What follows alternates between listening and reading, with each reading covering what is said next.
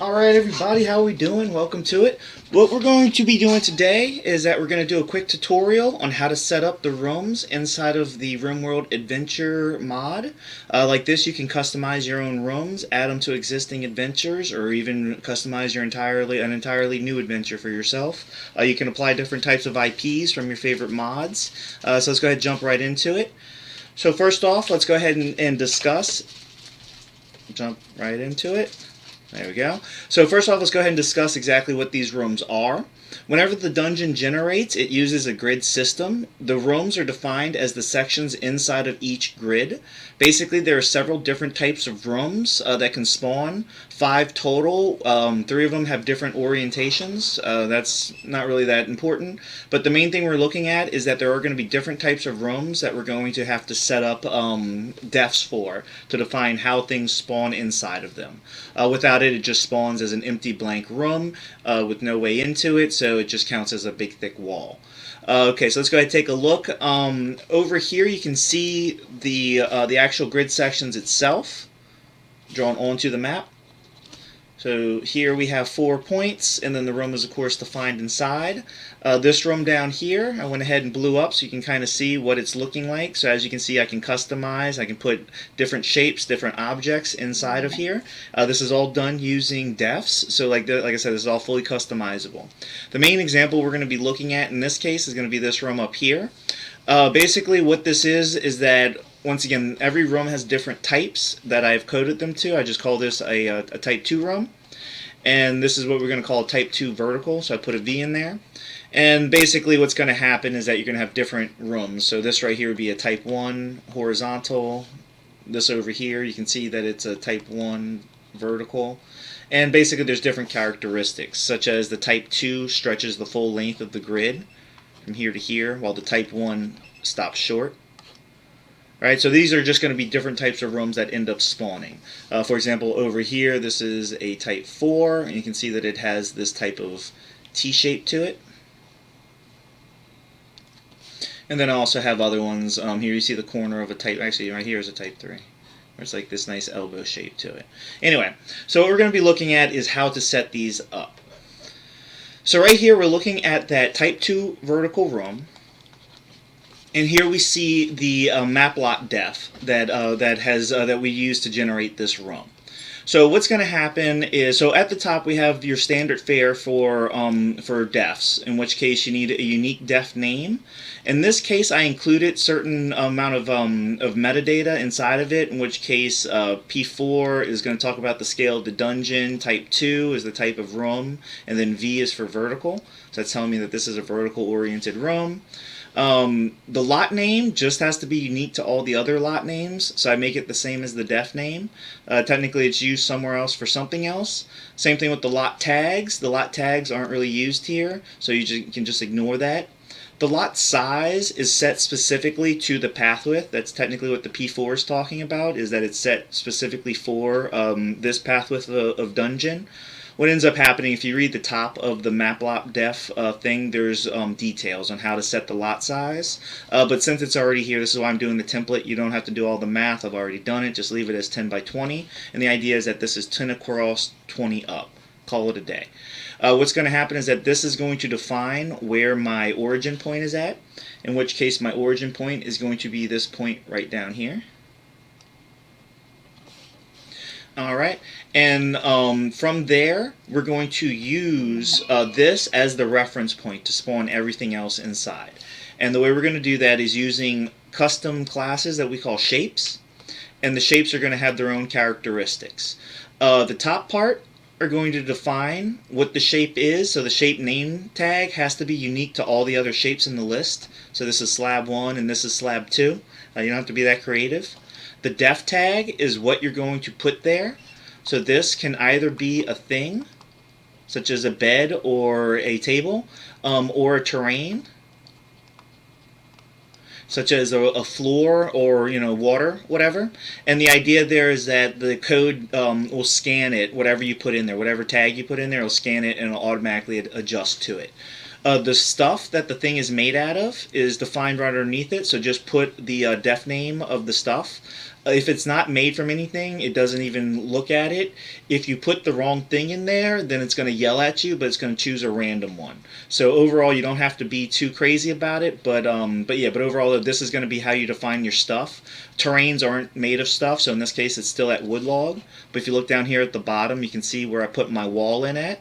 So I called it a wall, which is the def name of wall. Made it out of granite, and that's going to be this wall that you see down here going across the middle. Alright, so underneath that you see the shape name. This is very important. The shape name itself is going to define how the shape is going to call out to its cells. Basically, this is at the top of the def, you'll see this little description. These are going to be the different types of shapes you can call to. So you have rectangle, circle, triangle, line, and then a series of points, point, and then point 2, 3, and 4. And the idea there is that it's going to use the points to define different things. So for example, the rectangle is going to use point A and then point B. So the idea here is that point A is going to define where it starts at in relation to the origin, so over here. And then point B is going to define how wide and how tall it is. So it's the space vector going across. So this is going to be your point B, and this is going to make a box like this. The circle uses the same basic setup where it uses A and B, but it generates, it's more of an ellipse generation inside of there. So you'll end up with something like that. The triangle uses any 3 points, A, B, and C. You can use irregular triangles. It should be good to go for any shaped triangle. The line just uses point A to point B. Generates it through. There's also different ways that you can make the line thicker or thinner. So if you want to make it a thick wall or a thin wall, you can do that. And then the points basically just define individual points, A, B, C, and D. And these are going to be used to drop in different items. So this is going to be how we're going to be defining cells inside of my room. And then the top part is how we're going to define what's going to be inside of those cells. And this is going to be what the shapes are used for. So let's see how this is going to go. Okay, so for the rectangle. The rectangle is going to use point A, which is at the origin 0, 0, which is right down here. And it's telling me that it's going to have a width of 8 and a height of 9. So therefore, the box itself, the rectangle, will be 8 across. So if I go across 8, this is going to be, do a different color real quick. So this is going to be 1, 2, 3, 4, 5, 6, 7, 8. So right here you can see that my tile slate goes 8 across, and then it's also going to go 9 up. So we say 1, 2, 3, 4, 5, 6, 7, 8, 9. Boom. Alright, so yeah, so then right here basically the first one was the origin point, the second one was where it was going to scroll through at. So then it just made a rectangle. If I would have written circle in there instead, then it would have generated a circle, something like that through there. Alright, so yeah, so that right there is the rectangle function. You can see that I call it again down here, but this time I'm going to use a carpet. Right, so that's this top one, in which case it's going to start at point 0, 10. Which is actually right here. So this is the origin, right? So in origin land, put this over here. This is 0, 0. 5, 6, 8, 9, and 10. So we're going at point 0, 10. So this is the start spot for the second rectangle.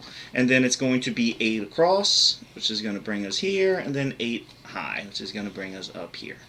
Bam. Now for the wall down here, as I said, we called it a wall, and we're going to call to the line. And what the line is going to do is going to go between point A to point B. So point A is at 0, 9. So at 0, 9, we're going to start right here. And we're going to go to point 8, 9. So 8, 9. This is 8. This is 9. Over here. And we're going to go straight across. Bam. So that's how I generated the 2 rooms. I just basically just put 2 different floors and I put a wall dividing it. So it's 1 room, but it looks like 2 when you're playing it. So let's go ahead and take a look at how to handle the objects inside of the room. So here we have the same room, but now we have the rest of the def where we can see the objects. Basically, it's the same it's going to be the same protocol. So I name this one beds. I call to the def name double bed. So that's why I'm putting in double beds. If I were to put regular bed, it'd be a regular bed or just bed. I'm making these beds out of marble, so it's nice and fancy. And I'm using my points 2, which means I'm going to spawn 2 of them. I'm going to spawn the first one at point A and the second one at point B. So if I look over here and I redo, so this was my origin, right? So this is point 0, 0. This is 1, 2, 3, 4, 5, 6, 7, 8, 9, 10.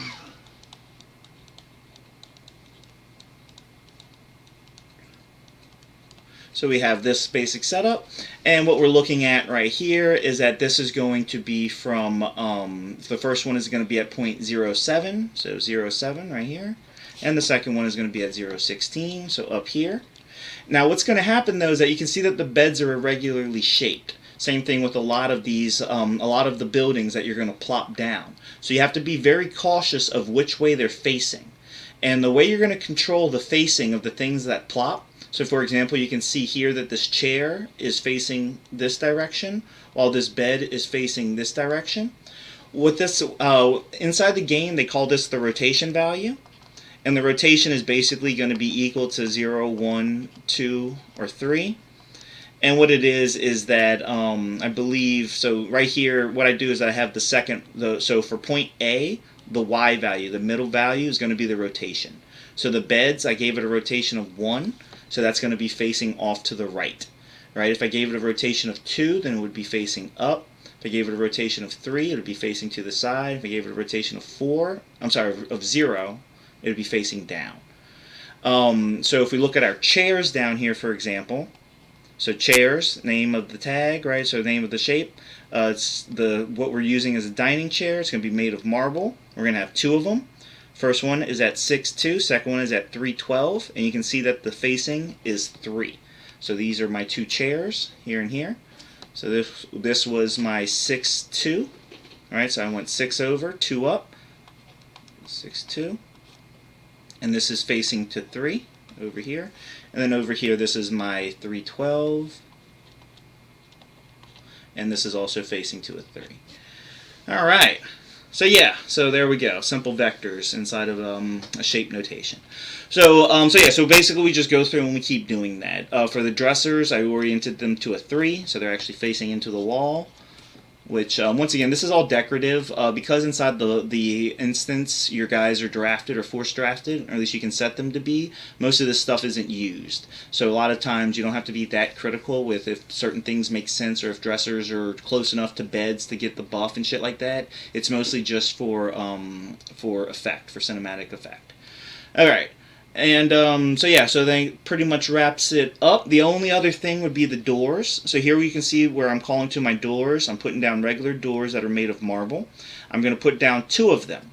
The thing that's different here is that that you can see that I have a negative value. And basically the moral of this tale is that that's completely legit. So right here, the first door is going to be at a value of -1, 2. So if I start at 0, I'm going to go backward 1, so this is -1, and then I'm going to go up to 2, 1, 2. So that's where I put my door at, right here.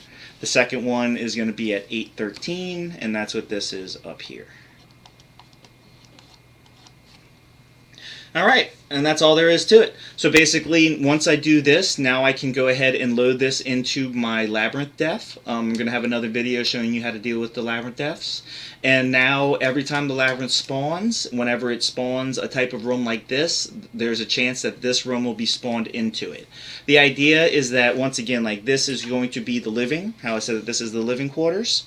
Well, I also make one that's like, for example, art, or for like the mess hall. So instead of putting beds and tables in it, I put tables and chairs, and I put cooking stoves and stuff like that, make it convincing, right? You can do armories, you can do whatever you want. Art halls are fun. So yeah, so that's the idea, is that the more variations you do and that you save through, then the more variations that you can have spawn inside your dungeon. So if you do enough of them, then you won't even see the same room twice. right? And this is the basic idea here, is that we're trying to build up a large database of these room layouts, and we're also trying to do it for different sizes. So once again, if I had a different size instance, so here we talked about the P4, and the size of the lot is 10 by 20. So for example, if it was a size down, which I think is 8 by 16, then what ends up happening is that we now we have to rescale everything to be in more, right? So basically this becomes 8 by 16, so I'd have to go through my values and readjust, right? So I'd have to bring this down to 6, and I have to watch where my 9 is at, right? Because everything would be smaller. But overall, though, that's all there is to it. So yeah, so y'all give it a try. Hit me up with any questions if y'all have it, and best of luck.